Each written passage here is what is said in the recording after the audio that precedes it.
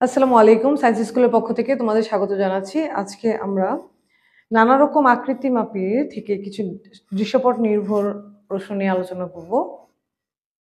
এখানে একটি উদ্দীপক আছে। উদ্দীপকে আমরা একটি চিত্র এঁকেছি। খেয়াল করে দেখো চিত্রটার অ্যাকচুয়ালি একটা ট্রাপিজিয়ামের চিত্র। এখানে আমাকে বলা হয়েছে চিত্রে AB সমান হচ্ছে 21 সেন্টিমিটার, BC সমান 13 সেন্টিমিটার, DE সমান 15 সেন্টিমিটার। এতটুকুন বলা আছে। এখন তোমরা খেয়াল করে দেখো ABCD একটা চতুর্ভুজ কিন্তু। আর আমরা জানি চতুর্ভুজের বিপরীত বাহুগুলা কিন্তু পরস্পর সমান হয়। তার মানে যেহেতু এখানে AB যদি 21 সেন্টিমিটার আছে তাহলে DCর মানও 21 সেন্টিমিটারই হবে। BCর মান যেহেতু 13 সেন্টিমিটার আছে তাহলে ADর মানও কিন্তু 13 সেন্টিমিটারই হবে। আচ্ছা, এখন আমাকে প্রথম যে প্রশ্নটা বলা হয়েছে উদ্দীপকের চিত্রটির পরিসীমা নির্ণয় করো। তাহলে পরিসীমা মানে হচ্ছে আমার এই চিত্রটির বাইরের যে এরিয়াটা, তাই না? এই যে দেখো যতগুলো রেখা আমরা টেনেছি বা যতগুলো বাহু আমরা টেনেছি সেই বাহুগুলার যোগফল, এক কথায় শেষ। এখন আমরা যদি বলি যে এই A থেকে B পর্যন্ত 21 সেন্টিমিটার, বি থেকে সি পর্যন্ত 13 সেন্টিমিটার, সি থেকে ডি পর্যন্ত 21 সেন্টিমিটার, ডি থেকে ই পর্যন্ত 15 সেন্টিমিটার, কিন্তু ই থেকে এ পর্যন্ত, অর্থাৎ আমরা যাত্রাটা কিন্তু এ থেকে শুরু করেছি, আমাকে আবার এতেই ব্যাক আসতে হবে এই সার্কেলটাকে, এরিয়াটাকে কমপ্লিট করে। তাহলে ই থেকে এতে আসার ক্ষেত্রে আমরা দেখলাম যে এটার মান কিন্তু আমাদের জানা নেই। তাহলে আমরা যদি কোনোভাবে এ ই অথবা ই এ এই বাহুটুকুর মান বের করতে পারি তাহলে সবগুলো বাহুর মান যোগ করে দিলেই কিন্তু আমরা আমাদের এই ক্ষেত্রটির পরিসীমা নির্ণয় করতে পারবো। তাহলে এই ক্ষেত্রে এখন আমাদের করণীয় কি হবে? তোমরা চিত্রটা থেকে ভালো করে খেয়াল করে দেখো, আমাদের এই কোণটা কিন্তু আমার ইবির উপরে এডিটা কিন্তু লম্ব, তার মানে এটা হচ্ছে সমকোণ অর্থাৎ 90 ডিগ্রি। তাহলে এই যে এরিয়াটুকুন আছে ইএডি, এটাকে আমরা একটা ত্রিভুজ, কেমন ত্রিভুজ? সমকোণী ত্রিভুজের সাথে কিন্তু তুলনা করতে পারি। এই সমকোণী ত্রিভুজের ক্ষেত্রে এটা হবে লম্ব, এটা হবে ভূমি, আর এটা হবে অতিভুজ। তুমি লম্বের মান জানো, অতিভুজের মান জানো, তাহলে খুব ইজিলি ই এ অর্থাৎ ভূমির মান তুমি নির্ণয় করতে পারবে। কারণ আমরা জানি সমকোণী ত্রিভুজের ক্ষেত্রে আমাদের জানা আছে অতিভুজ স্কোয়ার সমান ভূমি স্কোয়ার প্লাস লম্ব স্কোয়ার। এই ইকুয়েশনটা ধরে আমরা খুব সহজে ভূমির মান নির্ণয় করতে পারি, অর্থাৎ ই এর মান নির্ণয় করতে পারি। আমরা যদি ই এর মান নির্ণয় করে ফেলতে পারি তাহলেই কিন্তু আমাদের পুরোটা ক্ষেত্রের বা চিত্রটির পরিসীমা নির্ণয় করাটা আমাদের জন্য ইজি হয়ে যাবে। তাহলে এখন আমরা কিভাবে শুরু করব? যে দেওয়া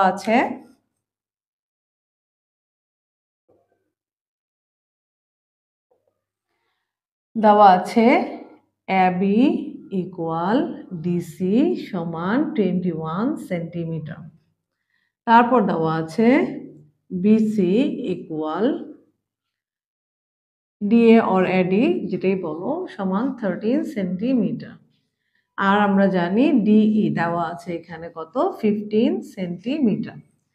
এখন চিত্রে আমরা দেখতে পাচ্ছি যে চিত্রে ইএডি একটি সমকোণী ত্রিভুজ। তাহলে আমরা কিভাবে লিখতে পারি যে চিত্রে ত্রিভুজ ইএডি একটি সমকোণী ত্রিভুজ।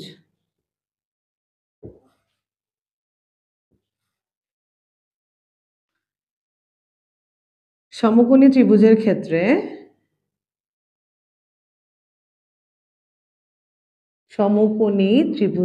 ক্ষেত্রে আমরা কি জানি বলো? ভূমি স্কোয়ার প্লাস লম্ব স্কোয়ার ইকুয়াল অতিভুজ স্কোয়ার। তাহলে এখন এখানে ভূমি মানে এই যে এই ত্রিভুজটার ক্ষেত্রে ভূমি মানে হচ্ছে এ ই, তার মানে এ স্কোয়ার প্লাস এখানে লম্ব মানে হচ্ছে এডি, তাহলে এডি স্কোয়ার ইকুয়াল অতিভুজ হচ্ছে ডিই অর্থাৎ ডিই স্কোয়ার। এখন আমাদের লাগবে হচ্ছে ভূমিটাকে, তাহলে আমরা কি করব? এ স্কোয়ার ইকুয়াল এডিটাকে সাইড করে যদি দেই তাহলে কি হবে? D E square plus side change করলে কিন্তু এডি যেহেতু প্লাসের ছিল সাইড চেঞ্জ করলে এটা মাইনাস হয়ে যাবে, মাইনাস এডি স্কোয়ার। এখন আমরা দেখো ডি এর মান জানি, আমরা এডির মান জানি, অর্থাৎ ডি এ অর এডি যেটাই বলি মান জানি আমরা কত? 13 সেন্টিমিটার। তাহলে আমরা খুব ইজিলি এখানে মানটা বসিয়ে দিতে পারি। তাহলে আমরা এটাকে কি লিখতে পারি? এ স্কোয়ার ইকুয়াল ডি এর মান হচ্ছে 15 স্কোয়ার মাইনাস এর মান হচ্ছে 13 স্কোয়ার। এখন আমাদের শুধু এ লাগবে, তাই না? তখন আমরা কি করব, উভয় পাশে বর্গমূল করে দিলে আমরা কি পাবো, এর মানটা পেয়ে যাব, অর্থাৎ রুট 15 স্কোয়ার মাইনাস 13 স্কোয়ার। এটাকে যদি তোমরা সলভ করো তাহলে 7.48 সেন্টিমিটার আমাদের রেজাল্টটা চলে আসবে। এখন খেয়াল করি আমরা কিন্তু এর মান পেয়ে গিয়েছি, অর্থাৎ 7.48 সেন্টিমিটার পেয়েছি। এর মান আমরা পেয়েছি, দেখো 7.48 পেয়েছি। এইবার কিন্তু আমরা খুব ইজিলি এই বাহু এই বাহু এই বাহু এই বাহু আর এই বাহু যোগ করার মাধ্যমে এই পুরো ক্ষেত্রটির পরিসীমা আমরা নির্ণয় করে ফেলতে পারবো। অতএব উদ্দীপকের চিত্রটির পরিসীমা, অতএব উদ্দীপকের চিত্রটির পরিসীমা সমান, কিভাবে শুরু করব, এখান থেকেও শুরু করতে পারো, এখান থেকেও শুরু করতে পারো, একদম তোমার ইচ্ছা। AB plus BC plus CD plus DE plus EA অথবা এ, যেটাই লিখো।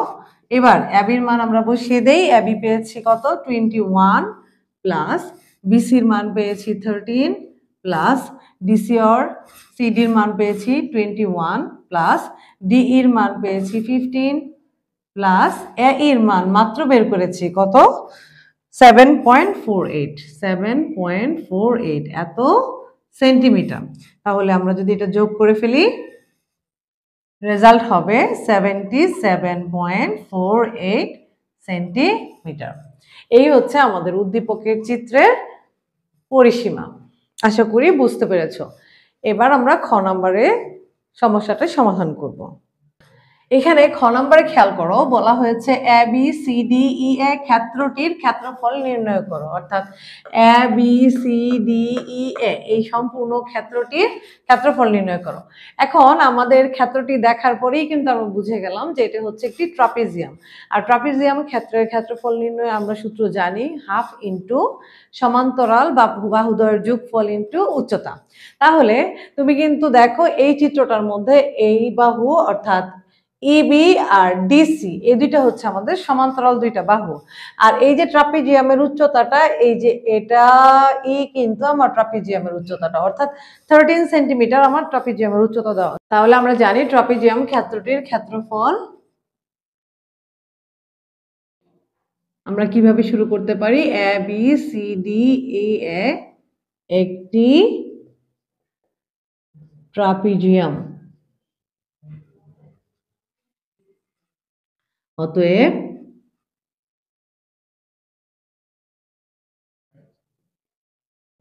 ট্রাপিজিয়ামের ক্ষেত্রফল সমান হাফ ইন্টু কি হবে, সমান্তরাল বাহুদ্বয়ের সমষ্টি ইন্টু উচ্চতা।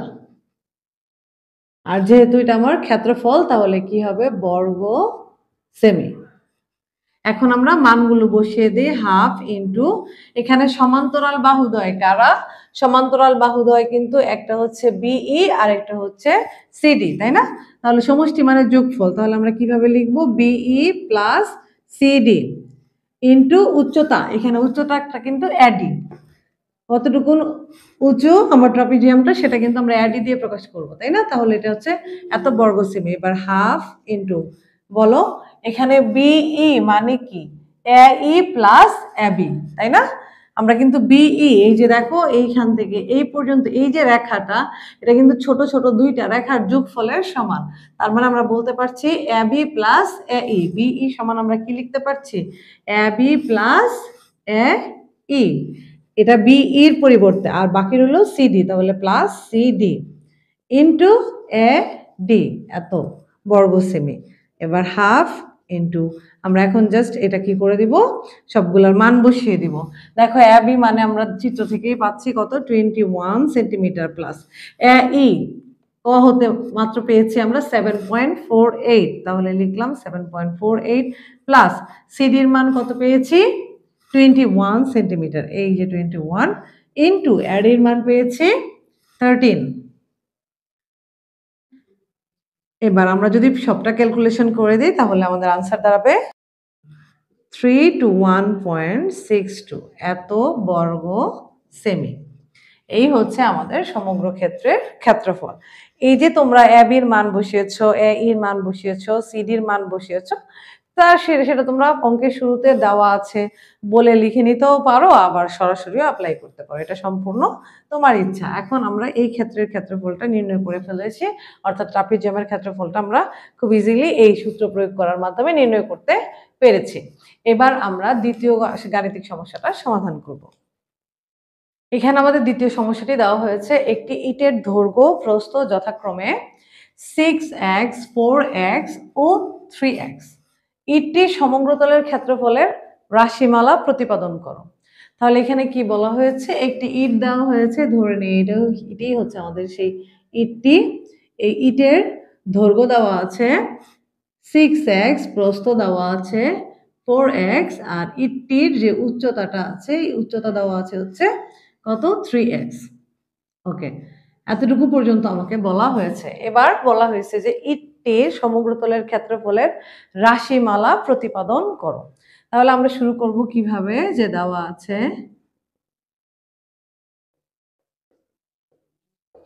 দৈর্ঘ্য সমান 6x, প্রস্থ সমান 4x এবং উচ্চতা সমান 3x।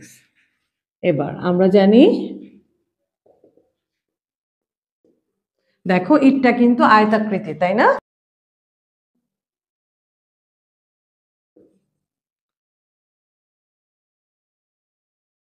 আয়তাকৃতি ঘনবস্তুর সমগ্রতলের ক্ষেত্রফল সমান 2 ইন্টু দৈর্ঘ্য গুণ প্রস্থ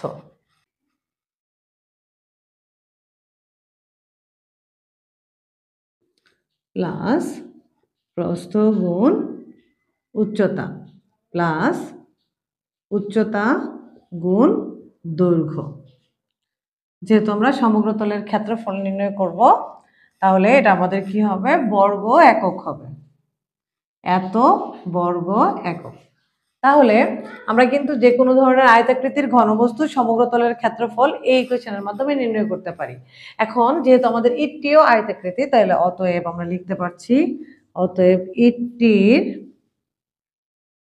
সমগ্র তলের ক্ষেত্রফল সমান 2 ইন্টু, দেখো দৈর্ঘ্যের মান কত দেওয়া আছে 6x, ইন্টু প্রস্থ দেওয়া আছে 4x, শুধু মানগুলো বসিয়ে দিচ্ছি, প্লাস প্রস্থ দেওয়া আছে 4x ইন্টু উচ্চতা দেওয়া আছে 3x, প্লাস উচ্চতা দেওয়া আছে 3x ইন্টু দৈর্ঘ্য দেওয়া আছে 6x, এই ব্র্যাকেট ক্লোজ, দেন বর্গ একক। যেহেতু আমার এটা ক্ষেত্রফল, সমগ্রতলের ক্ষেত্রফল বের করতে হবে, তাহলে এখন আমরা কি করতে পারছি, 2 ইন্টু, আমরা এখানে সবগুলা গুণ করে দিব, তাহলে আমাদের আসছে 24x square plus 12, 3 4 12 x square plus 318 x square, এত বর্গ একক।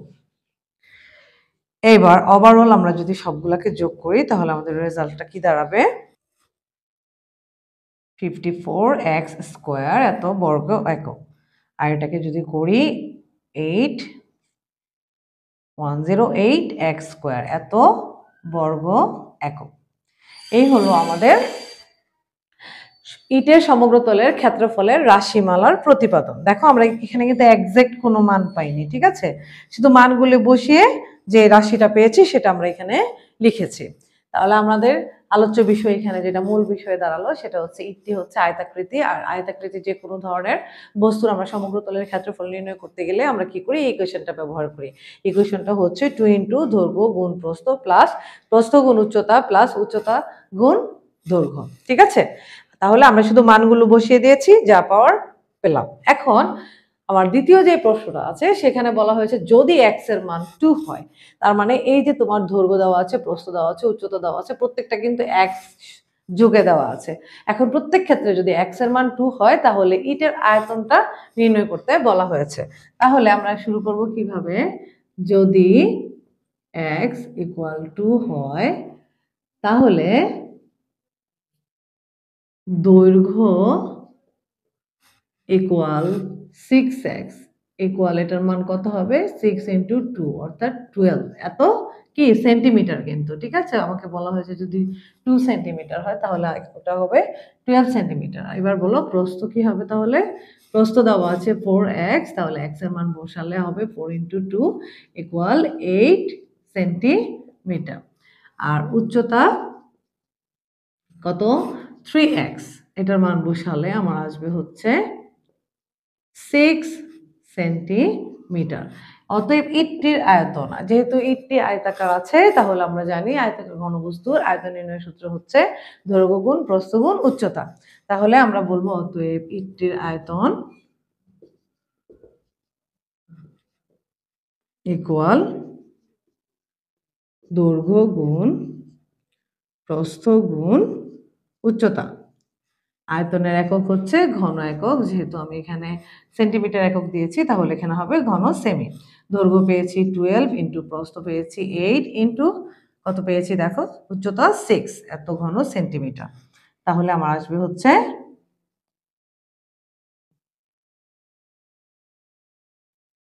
576 ঘন সেমি। তাহলে আমরা খুব সহজে ইটটির আয়তন নির্ণয় করতে পেরেছি। আমরা বললাম যে কোনো ধরনের ঘনবস্তুর আয়তাকার ঘনবস্তুর আয়তন নির্ণয়ের ইকুয়েশন হচ্ছে দৈর্ঘ্য গুণ প্রস্থ গুণ উচ্চতা। আর এককটা অবশ্যই ঘন এককে হবে। দৈর্ঘ্যের মান বসিয়েছি, প্রস্থের মান বসিয়েছি, উচ্চতার মান বেশি হচ্ছে এবং শুধু গুণ করে দিয়েছে, আমাদের আনসারটা চলে এসেছে। আশা করি তোমরা বুঝতে পেরেছো। এবার আসো আমরা নেক্সট অঙ্কটা সলভ করি। আমাদের তৃতীয় প্রশ্নটি হচ্ছে একটি রুবিক্স কিউবের ধারের দৈর্ঘ্য 8 সেন্টিমিটার। একটি রুবিক্স কিউবের ধারের দৈর্ঘ্য 8 সেন্টিমিটার এবং একটি ব্যালনের ব্যাসার্ধ ও উচ্চতা যথাক্রমে 12 সেন্টিমিটার ও 36 সেন্টিমিটার। রুবিক্স কিউবটির আয়তন নির্ণয় করতে বলা হয়েছে। তাহলে রুবিক্স কিউব এর আয়তন আমরা কিন্তু জানি, রুবিক্সটা হচ্ছে ঘনক আকৃতির, আর ঘনক আকৃতির যে কোনো বস্তুর আয়তন নির্ণয়ের সূত্র হচ্ছে যে এক বাহুর যে দৈর্ঘ্য তার কিউব, অর্থাৎ ঘনকের দৈর্ঘ্য প্রস্থ এবং উচ্চতা একই। আমরা জানি একই রাশি যখন 3 বার গুণ করা হয় তখন তার পাওয়ার হয়ে যায় কি 3, অর্থাৎ আমরা সেজন্য বলতে পারছি যে রুবিক্স কিউব এর আয়তন নির্ণয় সূত্র হচ্ছে এক বাহুর দৈর্ঘ্য তার কিউব। ঘন এক দেওয়া আছে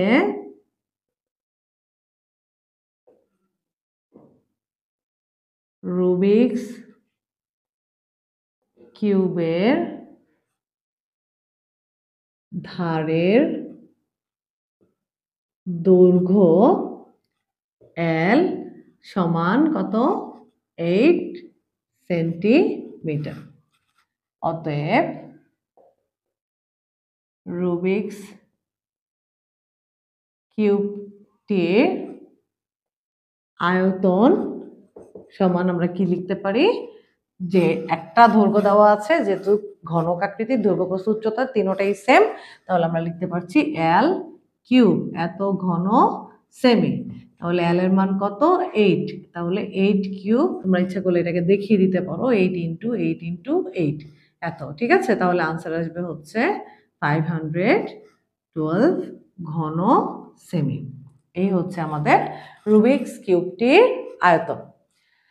তারপরে প্রশ্ন বলা হয়েছে রুবিক্স কিউবটির সমগ্র তলের ক্ষেত্রফল নির্ণয় করো। যেহেতু সে চতুর্ভুজ আকৃতির, যে কোনো ধরনের চতুর্ভুজ অর্থাৎ আয়তাকার আকৃতির তল হয় হচ্ছে 6টা, তাহলে এক তলের ক্ষেত্রফল আমরা জানি যে ঘনক, যেহেতু তার দৈর্ঘ্য গুণ প্রস্থ, যে আয়তাকার যে বস্তু থাকবে তাদের এক তলের ক্ষেত্রফল হচ্ছে দৈর্ঘ্য গুণ প্রস্থ।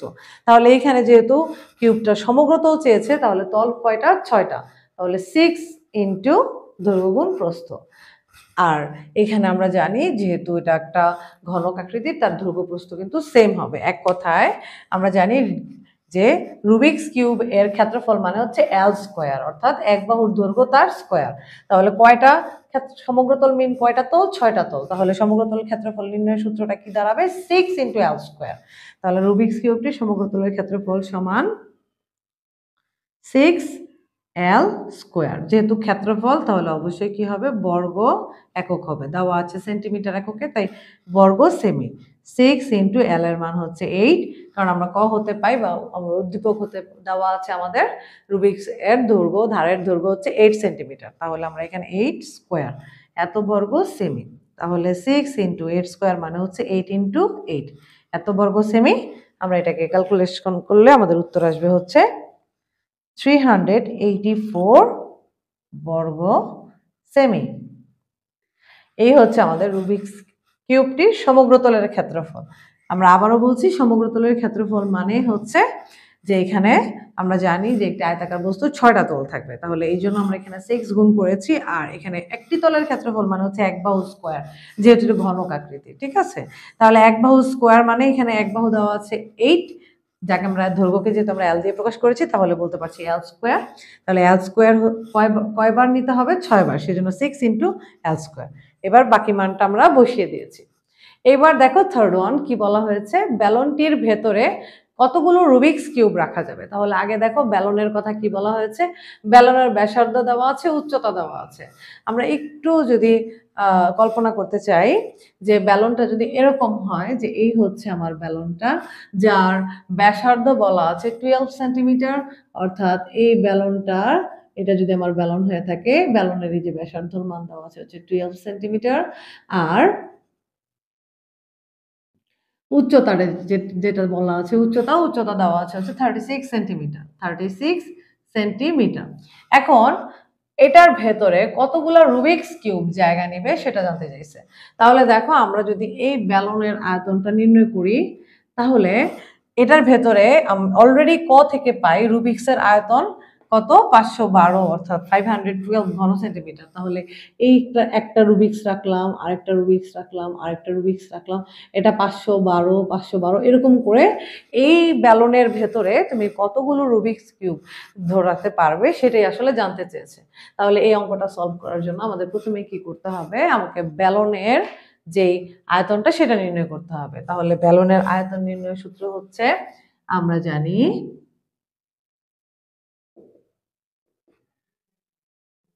ব্যালনের আয়তন সমান পাই আর স্কোয়ার এইচ। এত ঘন, যেহেতু একক সেন্টিমিটার দেওয়া আছে, এত ঘন সেমি। আমাদের পায়ের মান হচ্ছে 3.14 পর্যন্ত নিলাম, ব্যাসার্ধ দেওয়া আছে 12, তাহলে 12 তার স্কোয়ার ইন্টু উচ্চতা দেওয়া আছে 36, এত ঘন সেমি। এটাকে যদি তুমি ক্যালকুলেট করো তাহলে আনসার আসবে 16277.76 এত ঘন সেমি। এগুলা কিন্তু আমাদের উদ্দীপকে দেওয়া ছিল, ব্যাসার্ধ আর দেওয়া আছে 12 সেন্টিমিটার, উচ্চতা দেওয়া আছে 36 সেন্টিমিটার। তুমি দেওয়া আছে বলেও কিন্তু শুরু করতে পারো। আবার দেখো আমরা কি বললাম, ক হতে পাই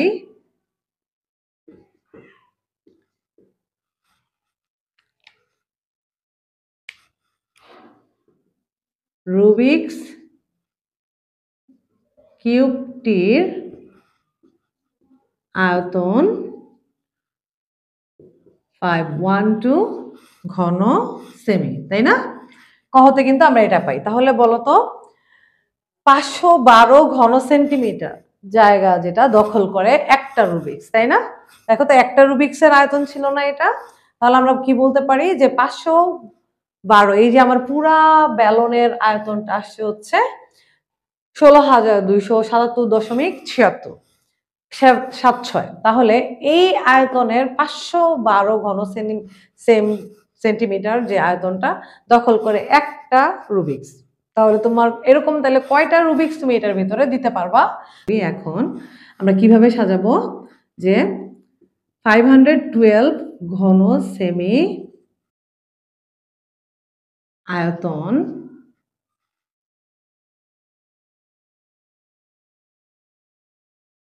হয় একটি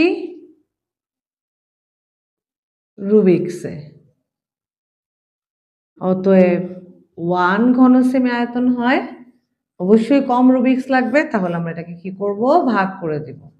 আর আমার লাগবে কতটুকুন আয়তন, আমার ঢাকতে হবে বা আমার ব্যালনের সম্পূর্ণ আয়তনটা কতগুলো রুবিক্স লাগবে সেটা আমি বের করতে চাচ্ছি।